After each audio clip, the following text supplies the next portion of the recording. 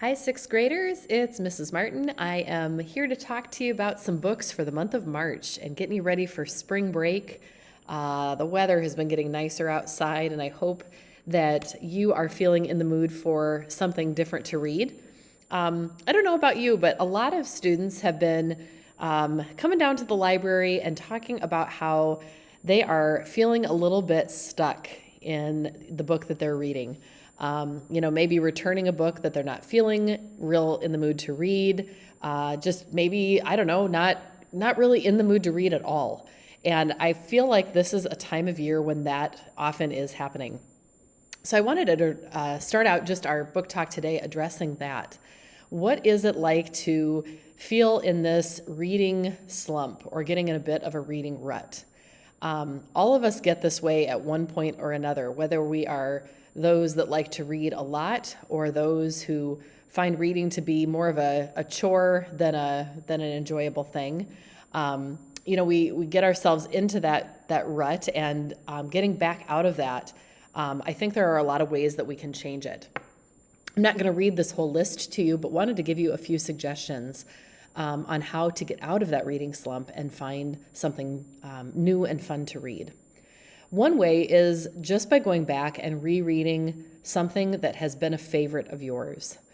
If you think back to, your years in elementary school, think way back, maybe something that was read out loud to you in a classroom or by a family member, maybe a book that you read over and over and over again. Going back and rereading that book, a book that you could probably tell over and over to somebody yourself. It's fun to go and read that again and revisit that story, something that is familiar to you.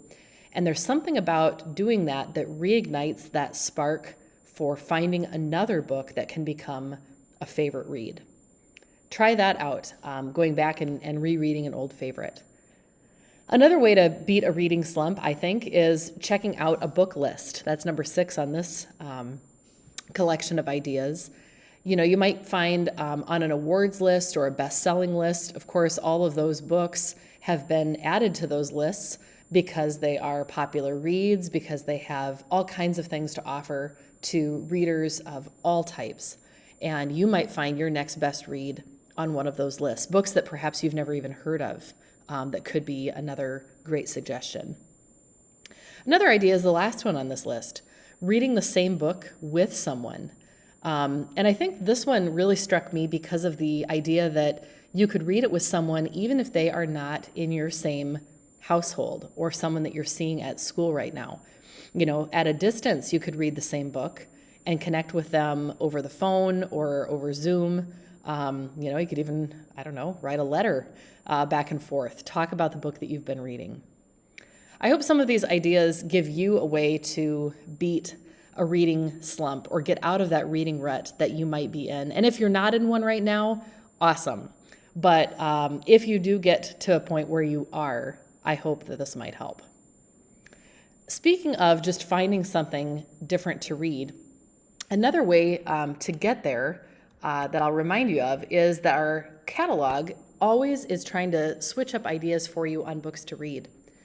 We've added just now on the top banner this Mad About Basketball because of March Madness with our basketball season, and we've got basketball books lining our sports shelves right now. And so you can be looking on here for ideas, all books that are fiction, nonfiction, graphic novels that are all basketball books. Don't forget that under topics, you can look by any genre that you are interested in. So if you like humorous books, funny books, you could click on either the humorous fiction button here, or even if you're just in the mood for a short read, which, most of those books are 100 pages or less, you could click on that button there. Also, a reminder that the collections are underneath the topics, and that has all of our previous banners. So just like the basketball one will be added down here in a couple weeks.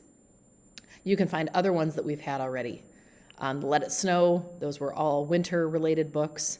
If we scroll along here, you can find other collections that we've had before, where you can find some books in a particular, kind of topic or category that might be of interest. All right.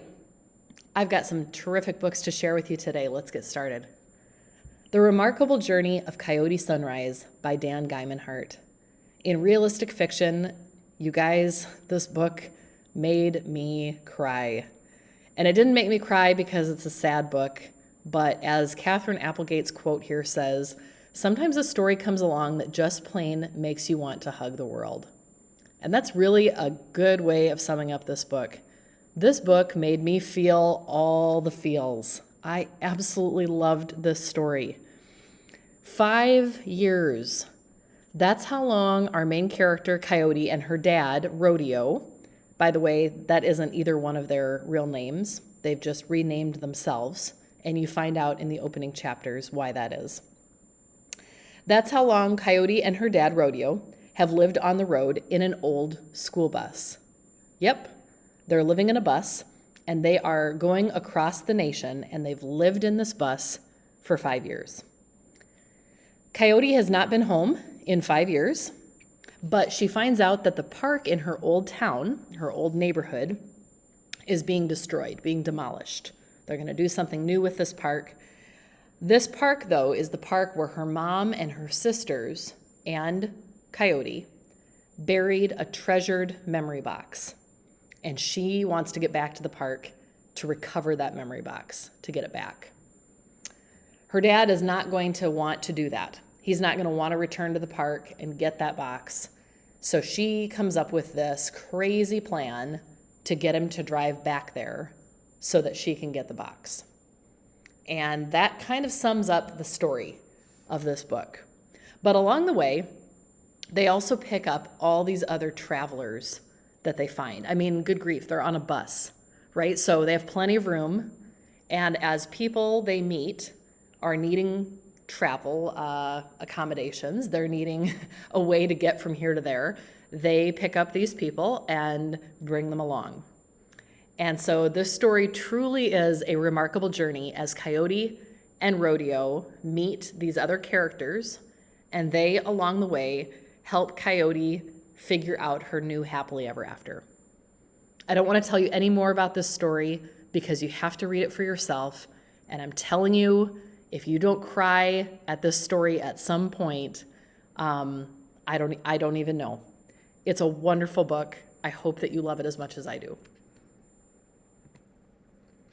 Zach's Lie by Roland Smith. This one comes from the adventure section. It's about a kid named Jack. His life changes forever the night that some men in masks break into his family's house. They ransack it. They take a whole bunch of stuff. They, break windows. Jack discovers the reason that they've come in there and they've done this is because his dad has been arrested for drug trafficking.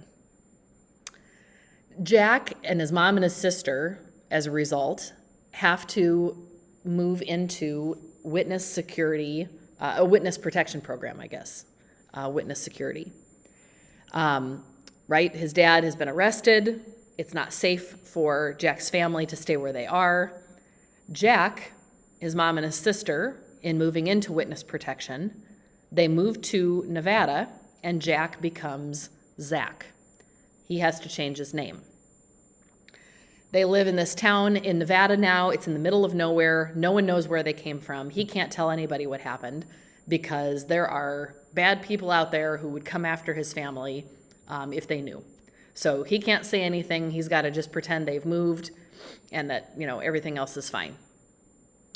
However, just as Zach and his mom and his sister are kind of getting their bearings and settling into a new normal of life, danger kind of strikes again. This is an adventurous, suspenseful story. If you've ever wondered what it would have to be like to change your identity, this book would be the perfect read for you. Zach's Lie by Roland Smith. Rebound by Kwame Alexander. I couldn't help but share a basketball book with it being March Madness, and I'd imagine a number of you are already familiar with the crossover. The book Rebound is technically considered the prequel to Crossover. So it's the book that you could read before you read Crossover. However, honestly, most read them in the opposite order. And in fact, they were published in the opposite order. So the Crossover was written before Rebound was. You can read them in either order. Rebound is the story of Josh and Jordan Bell's father. So the Crossover, if you have not read it, just a brief introduction to that. It's the story of Josh and Jordan Bell. They're twins. They are high school students. They play basketball. That's their life. And their dad, Chuck, was also a ball player. Rebound is the story of Chuck, and you get a chance to meet him as a kid, how he became the basketball star that his sons look up to. You get a chance to know him. You get a chance to find out, about his love of jazz music. Find out about the summer that he spends with his grandparents, and you learn more about his family's past, which then kind of leads you into understanding the Crossover a little bit better. If you loved the Crossover, you will love Rebound as well. It's written in that same free verse style with Kwame Alexander's fantastic writing. If you haven't read the Crossover, I'd highly recommend Rebound because you can read that one first, and if you love that, you'd love to read the Crossover too. If you haven't read any of them, or if you've read them all, or if you've read one and not the others, I also want to highlight we do have the Crossover in graphic novel format as well. So check out any of these 3 books in our library. They're all under sports, although the graphic novel is actually in the graphic novel section. So you can check those out. All by the fabulous Kwame Alexander. Infestation by Timothy Bradley. Oh, this is such a great cover. Perfect for those that love a good creepy crawly sci-fi story. Andy is sent to a school for boys who are not really behaving well at their own school, and he's expecting that things aren't going to be great. He knows the teachers are going to be like drill sergeants and the food's going to be bad and that he might get bullied a little bit. What he does not expect, though, is this infestation of huge ants. And he also doesn't expect to find out that the kids never seem to leave the school when they're supposed to, right? They're supposed to be kind of the end of the school year, and then some kids get to go. Well, it doesn't seem like anyone ever leaves. Once you're there, you're just there. There's a huge earthquake at the beginning of the book. Things quickly go from bad to absolutely horrific, and the school is overrun by these monstrous bugs.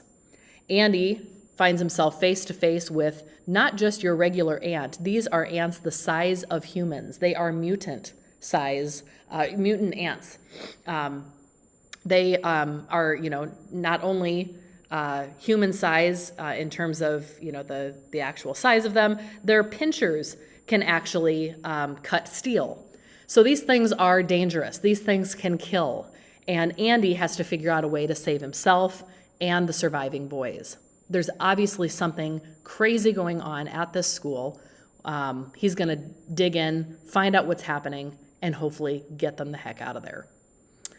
Perfect for those that love a sci-fi twist and love a story of, survival against something that is just not quite, realistic or human.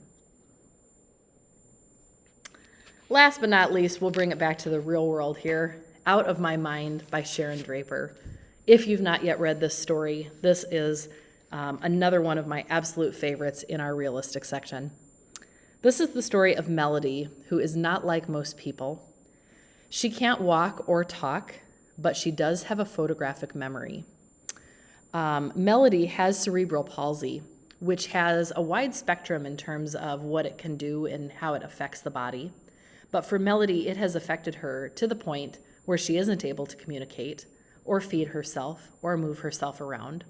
And it's placed her in a classroom where teachers and students with her do not know how incredibly bright she is. She isn't able to tell people everything she knows. She is smarter than most of the people who try to diagnose her. Many people think that she's challenged in ways that she just simply is not. And she is determined to let everyone know somehow exactly what's going on in her head. In this story, she's going to get the opportunity to do so. It's a fantastic read. I don't know that I've ever heard anyone say they didn't like this book. I hope that one of these stories inspires you to read something, or that you'll go back to those reading slump ideas and, like I said, reread an old favorite, start a series, read something with someone, go to an awards list, stop down to the library or send me a message. Tell me, hey, Mrs. Martin, I read this book a long time ago and I'm looking for something like this. Let's get you out of that reading slump, find you something terrific to read, especially before you head off for spring break. Thanks for your attention. Hope you guys are doing well, and happy reading.